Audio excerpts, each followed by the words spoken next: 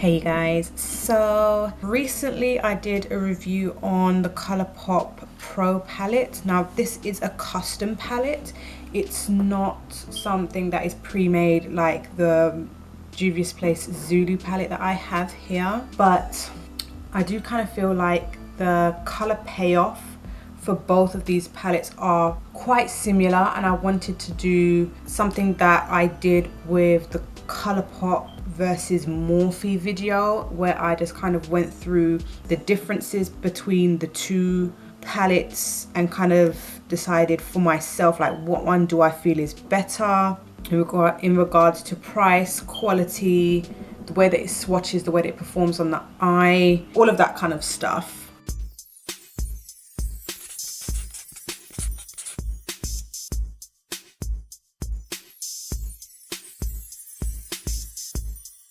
So firstly, pricing. So the Juvia's Place palette, this one is £20, and I believe that is $20 in the States as well. The currency conversion, £20 to $20, obviously it's not the same because £20 is not the equivalent of $20. But on Beauty Bay, where I got this palette, they had it for £20, but I know that they sell it for $20 on the Juvia's Place website in the States. Now with this palette here, because it's not pre-made, because it's a custom palette, I have to pay for the palette itself and then each of the shadows. So this I believe was £12. The palette itself, I believe it was £12, again from Beauty Bay. And then each of the eyeshadows are £8. I'm not too sure exactly how much they are in dollars and what Sugarpill sell them for themselves, but that's how much I got them for. So when you think about it, this is a lot more affordable than this. So there's that. So both of these, neither of them have a mirror. They're both just cardboard, and they just have a little bit of artwork on the top. This one's £6.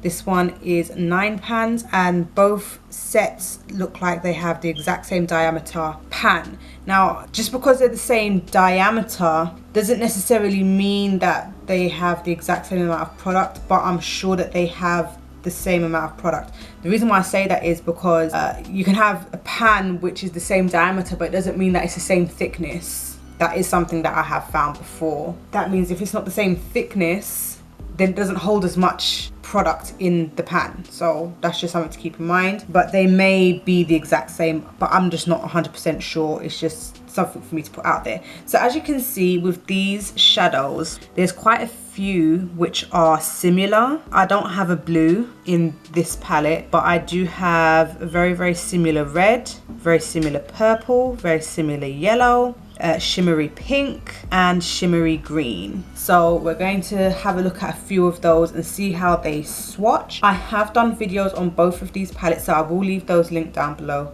also. So the first one I'm going to do is the yellow. Okay, so this is the Sugarpill and this is the Juvia's. Neither of them look very good, if I'm 100% honest with you, but if I had to pick between the two, it would definitely be the Juvia's Place one, because this one looks very chalky and very patchy. So this is Juvia's Place and this is Sugarpill, and both of them have swatched absolutely terribly, but it does show up really well on the skin when used with a base, and that's with both of them. They just swatch absolutely terribly. Next, I'm going to swatch the shimmery pinks. So this one is the Sugarpill, this one is the Juvia's. Now straight off, they are quite different. This one here has a reflect of gold, and this one is more of a silvery, champagne-y kind of pink. The Juvia's one was really soft, buttery, and this one wasn't as soft at all. So Sugarpill and Juvia's. Oh, the Juvia's wins hands down. Oh, that is gorgeous. Another shadow that I'm going to do are the purples, because these ones seem to be like the closest to one another. So this is the Sugarpill.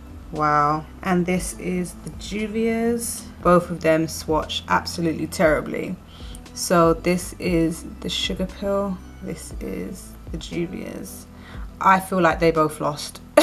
I'm so sorry. If I had to choose between the two, it would probably be the Sugarpill. But I feel like they were still kind of both a little bit bleh. So those there are 3 of the shadows which look very similar to one another. I feel like these shadows, when they swatch, they look so lackluster. They just don't seem to be hitting any marks. And if I was trying out either of these palettes or shadows in store, I would be like, pass, I'm not into this, I'm not feeling it. I would just be looking at these like, what on earth are these supposed to be? These are just absolutely terrible. But I can say that when I have used them on my eyelids, they have been amazing. When I first used the Zulu palette, I was not happy with it, but once I started playing with it and getting used to it and finessing it, it was really, really good. With the Sugarpill palette, I felt like straight away I knew that I just had to use the base, and all of the colors were just so vibrant and just there. They came and they showed up and they were just gorgeous. So in that respect, I do feel like both palettes are good. They swatch absolutely terribly.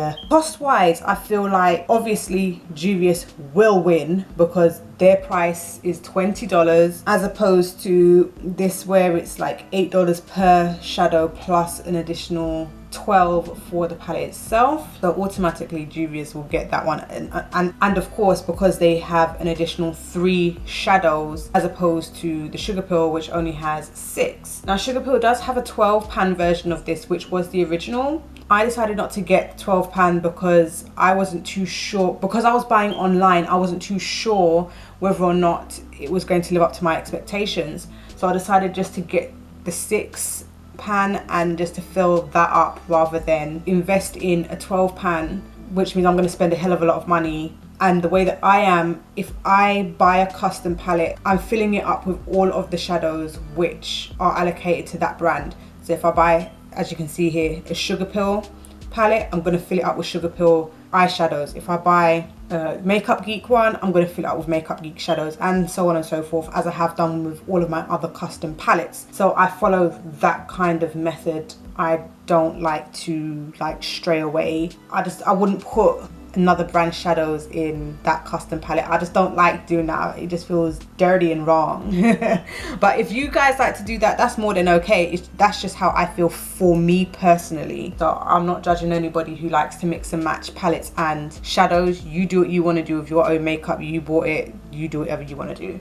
I just don't operate like that. As I was saying, if I was to swatch these in store, I would stay away from both of them. But because I've used them, I know that both of them are really, really good. It's just a shame that they don't swatch well. As I said in my Sugarpill review, I kind of feel like if these were sold in store, I think they would lose a lot of custom because I would most definitely be somebody who would swatch it and be like, oh God, these are dry, these don't swatch well, la la la la la. That's how I would be, and I would just stay away from them like the plague. But that's just me.